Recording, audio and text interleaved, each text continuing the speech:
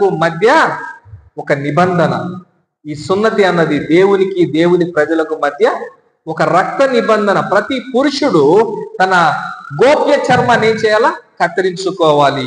ఇలా కత్తిరించుకున్నప్పుడు ఆ రక్తము ద్వారా దేవుడు అంటున్నాడు, ఇదిగో వీళ్ళు నా ప్రజలని చెప్పి ఇప్పుడు నేనేం చేస్తున్నా, వీరితో నిబంధన చేసుకుంటున్నా. ఈ సున్నతి లేనివాడు నావాడు కాదు, ఈ సున్నతి లేనివాడు నావాడు కాదు, అది దేవుడు చెప్తూ ఉన్నాడు. అయితే అబ్రహాము కూడా ఇస్మాయేలును కనిన తర్వాత తన కొడుకైన ఇస్మాయేలుకి అబ్రహాము కూడా ఏం చేశాడంటే సున్నతి చేసుకున్నాడు. కొడుకు అబ్రహాము ఇద్దరు కలిసి ఒకేసారి వాళ్ళు సున్నతి చేసుకున్నట్టుగా మనము ఇదే 17వ అధ్యాయం 25వ వచనంలో మనం చూడొచ్చు. అతని కుమారుడైన ఇస్మాయేలు గోప్య చర్మము సున్నతి చేయబడినప్పుడు అతడు 14 ఏండ్ల వాడు. ఒక్క దినమందే అబ్రహామును అతని కుమారుడైన ఇస్మాయేలును సున్నతి పొందిరి.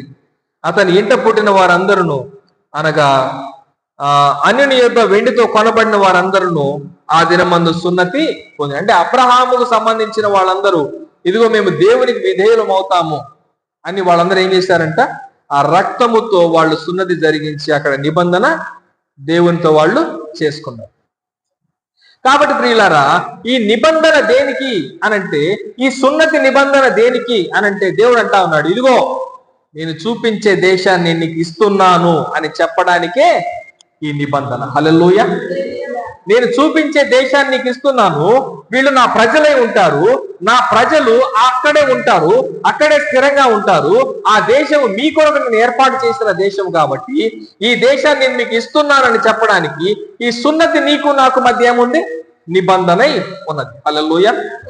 కాబట్టి ప్రియులారా, ఒకసారి మనం రోమాపత్రిక చూస్తే, రోమాపత్రిక 9వ అధ్యాయము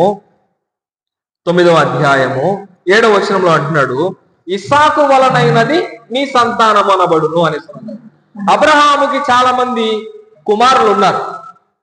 అబ్రహాము కుమారులు ఉన్నారు. ఆయనకి కెతురాకు పుట్టిన కుమారులు ఉన్నారు, అలాగే హాగరుకు పుట్టిన కుమారులు ఉన్నారు. అయితే ఇస్మాయేలు సంతతి వారిని దేవుడు కలుపుకోలేదు.